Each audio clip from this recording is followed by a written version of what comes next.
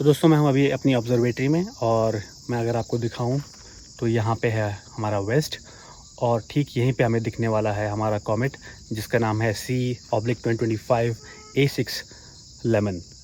इसका नाम लेमन इसलिए पड़ा हुआ है क्योंकि ये जो ऑब्जर्वेटरी है लेमन उसने इसको सबसे पहले डिटेक्ट किया था और इस कॉमेट को अक्सर लोग लेमन कॉमेट के नाम से भी जान रहे हैं और उसको कॉमेट लेमन कॉमेट के नाम से भी बुला रहे हैं।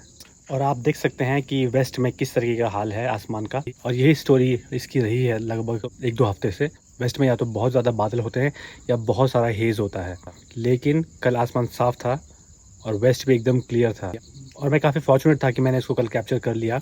मैं चाहता तो था कि इसकी मैं काफ़ी ज़्यादा समय तक इसकी इमेजेस लूँ, लेकिन मैं अभी आपको पूरा स्ट्रगल बताऊंगा कल मैंने इसको किस तरीके से कैप्चर किया है। तो चलिए बने रहिए मेरे साथ में, मैं आपको दिखाता हूँ कल की स्टोरी और मैं आपको दिखाता हूँ कि ये कमेंट मैंने किस तरीके से कैप्चर किया है और ये इमेज किस तरीके से बन के आई है। तो बने रहिए मेरे साथ में। हेलो दोस्तों, मैं हूँ रमेश, मैं हूँ एक एमेचर एस्ट्रोनॉमर, एक एस्ट्रो फोटोग्राफर और स्वागत है आपका डीटी स्काइज में।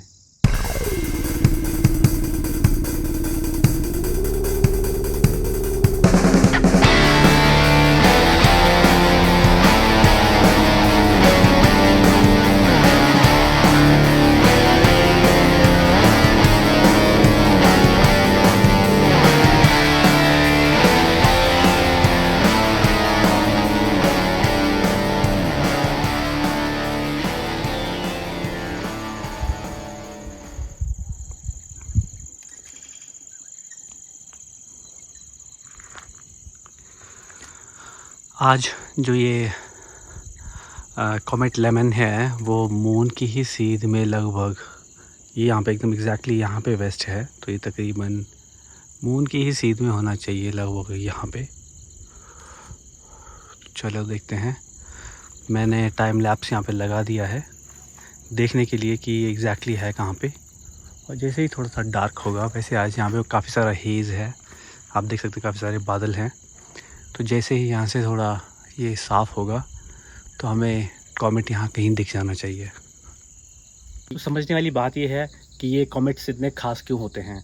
सबसे बड़ी बात यह है कि ये कॉमेट्स हमें बहुत लंबे समय के बाद दिखाई देते हैं। ये पीरियोडिक कॉमेट्स होते हैं, कुछ कॉमेट्स तो हमें दोबारा दिखाई भी नहीं देते हैं हमारी लाइफ टाइम में, लेकिन कम से कम इनको दोबारा आने में दसियों साल लग जाते हैं, जैसे कि 40, 50, 60, 70 साल लग जाते हैं वापस हमें दिखने में। इसलिए लोगों की होड़ लगी रहती है कि इस टारगेट को कैप्चर किया जाए। दूसरी बात यह है कि इसका बैकग्राउंड हर दिन चेंज होता है, तो कभी इसके बगल में कोई गैलेक्सी आ जाती है, तो कभी इसके बगल में कुछ आ जाता है, कभी इसके बगल में कुछ आ जाता है। तो ये हर दिन एक नया सस्पेंस लेकर आता है।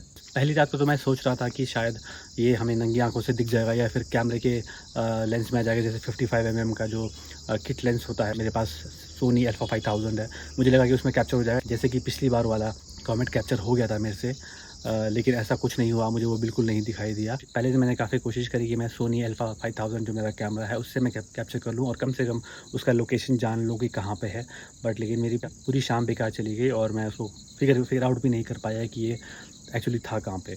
फिर मैंने अगले दिन डिसाइड किया कि अब मैं इसके भरोसे नहीं रहूँगा, क्योंकि ये नेकेड आई ऑब्जेक्ट तो बिल्कुल नहीं है। तो कम से कम जहाँ पर कि लाइट पोल्यूशन है वेस्ट में, होराइजन में, वहाँ पर तो ये बिल्कुल भी नहीं दिखने वाला है।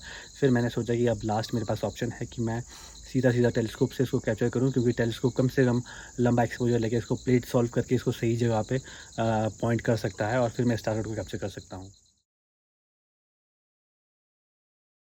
आज अगर हम देखें तो वेस्ट की तरफ को थोड़ा आसमान थोड़ा क्लियर है, तो शायद आज हमें जो हमारा कॉमेट है वो दिख जाना चाहिए। शायद यहाँ से लेके यहाँ के बीच में होना चाहिए, यहाँ को भी हो सकता है, अभी हमने देखना है।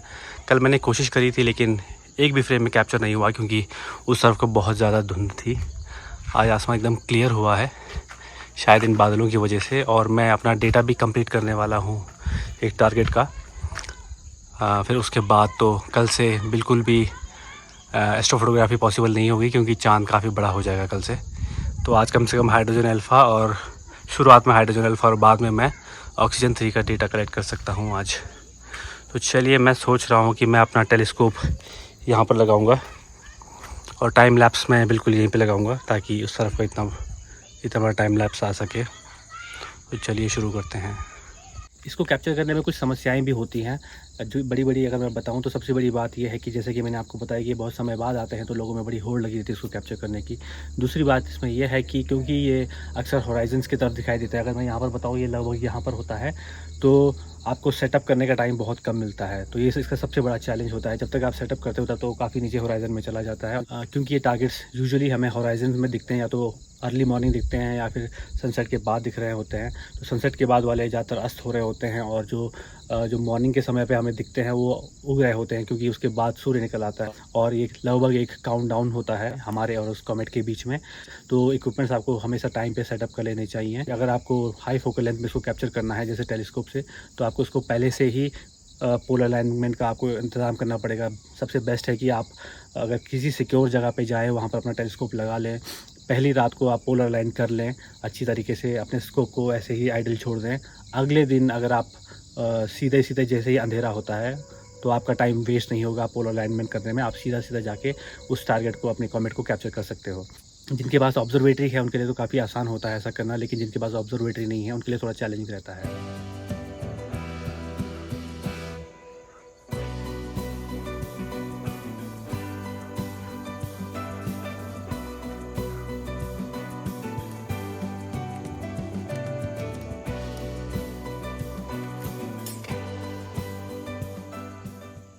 मैंने भी सोचा था कि मैं इसको ऑब्जर्वेटरी के अंदर से कैप्चर करूंगा, लेकिन ऑब्जर्वेटरी के अंदर क्योंकि मेरी दीवारें काफ़ी ऊंची है और ये टारगेट काफ़ी नीचे है होराइज़न में, तो मेरा टेलीस्कोप इतना ऊपर नहीं हो पा रहा था कि वो ऑब्जर्वेटरी से बाहर इसको झांक सके। इसलिए मैंने कल रात को अपना टेलीस्कोप यहाँ पर लगाया और फिर मैंने इस टारगेट को कैप्चर करने की कोशिश की है।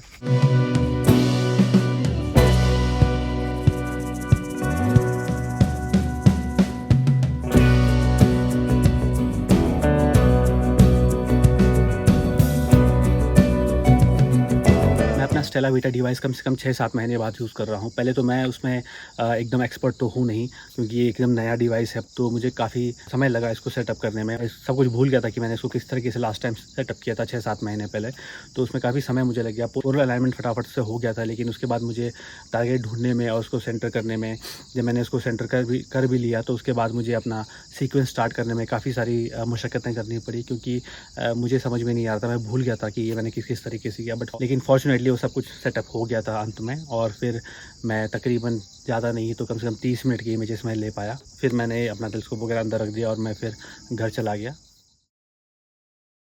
दोस्तों, कल रात को मैंने कॉमेट की जो इमेजेस ली थी, मैंने सोचा था कि ये इस कार्ड में आ गई होंगी, लेकिन मुझे लगता है कि सारी की सारी लाइट इमेजेस शायद स्टेला वीटा में ही लोड हो गई है सारी।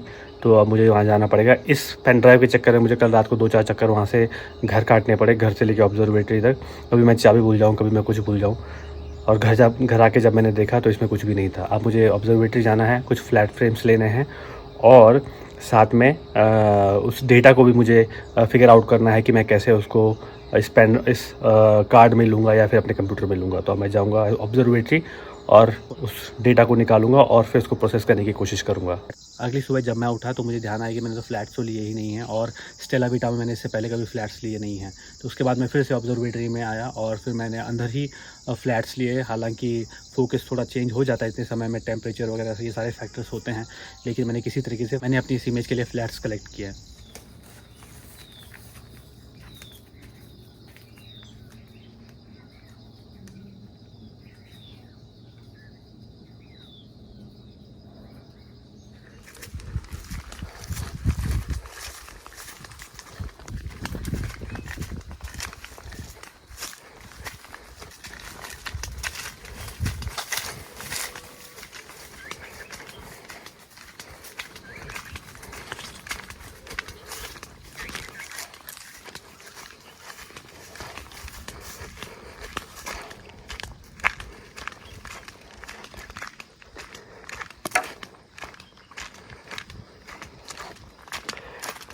तो मैं हूँ अब ऑब्जर्वेटरी के अंदर और मैं लाइट स्विच ऑन करनी भूल गया घर से।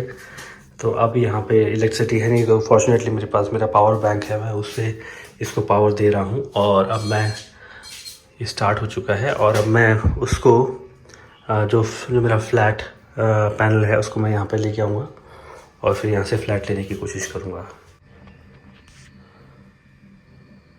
चलिए, अब मैंने इसका डेटा ले लिया है और अब मैं इसे पार्क कर देता हूँ।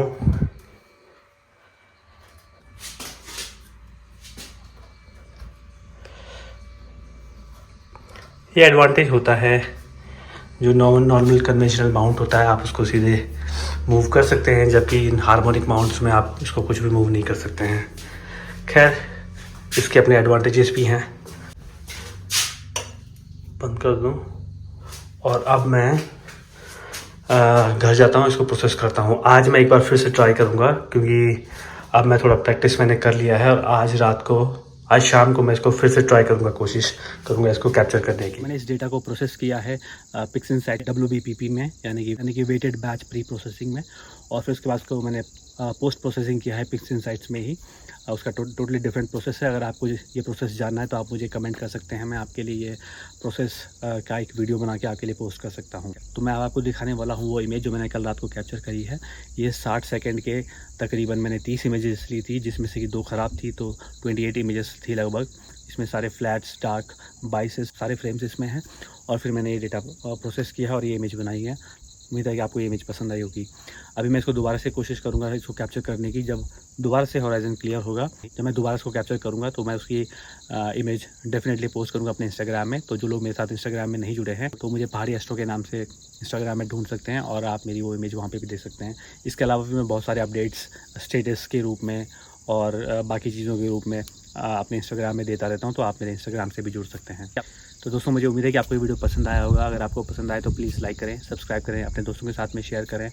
और अगर आपके कोई सवाल है एस्ट्रोनॉमी से, एस्ट्रोफोटोग्राफी से, तो आप मुझसे पूछ सकते हैं। सितारों के इस सफ़र में आपसे मिलते हैं अगली बार।